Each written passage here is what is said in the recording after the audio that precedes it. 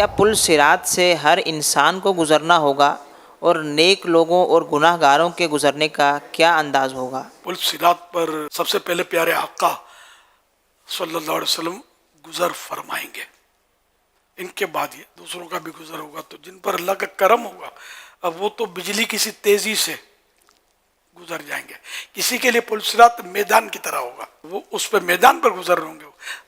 بظاہر وہ پل صراط تو بال سے باریک اور تلوار کی دھار سے تیز ہے، کسی اللہ کی رحمت سے اس کے لیے میدان بن جائے گا، اس کو کوئی دشواری نہیں ہوگی.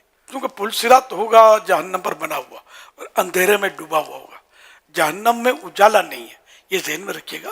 جہنم کی آگ جیسے دنیا کی آگ یہ لال اور یہ پیلی ہوتی ہے، اس طرح نہیں ہے، وہ کالی آگ ہے. جہنم میں کالی آگ ہے، بلیک، اور اس میں کوئی روشنی کی کرن نہیں ہے، کچھ بھی نظر نہیں آئے گا. پل صراط بھی وہی اندھیرے میں ڈوبا ہوا ہوگا، اسی پر بنا ہوا ہے، کچھ نظر نہیں آ رہا ہوگا.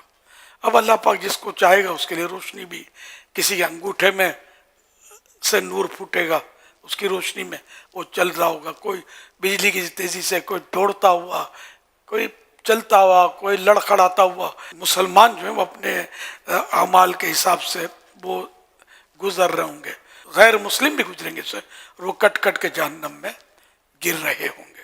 پل صراط 15,000 سال کی راہ ہے، اتنا طویل ہے. اللہ پاک جس کے لیے چاہے گا پلک جھپکتے میں وہ گزر جائے گا. اور اپنے غلاموں کے لیے، اپنی امت کے لیے پیارے آقا صلی اللہ علیہ وسلم پل صراط کے اس پار دعا مانگ رہے ہوں گے، رب سلم امتی، رب سلم امتی، پروردگار میری امت کو سلامتی سے گزار.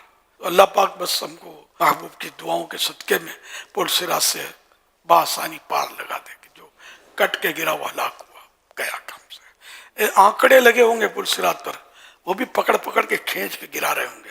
پل صراط پر سے بہرحال ہر ایک کو گزرنا ہے، جیسا قرآن مجید میں ترجمہ ہے کنز الایمان، اور تم میں کوئی ایسا نہیں جس کا گزر دوزخ پر نہ ہو، تمہارے رب کے ذمے پر یہ ضرور ٹھہری بھی بات ہے. اللہ پاک نے اپنے پیارے نبی حضرت سیدنا داؤد علی نبینا علیہ الصلوۃ والسلام سے ارشاد فرمایا، اے داؤد کیا تم جانتے ہو پل صراط پر سب سے تیزی سے گزرنے والے کون ہوں گے؟ وہ جو میرے فیصلے پر راضی رہے اور ان کی زبانیں میرے ذکر سے تر رہے ہیں.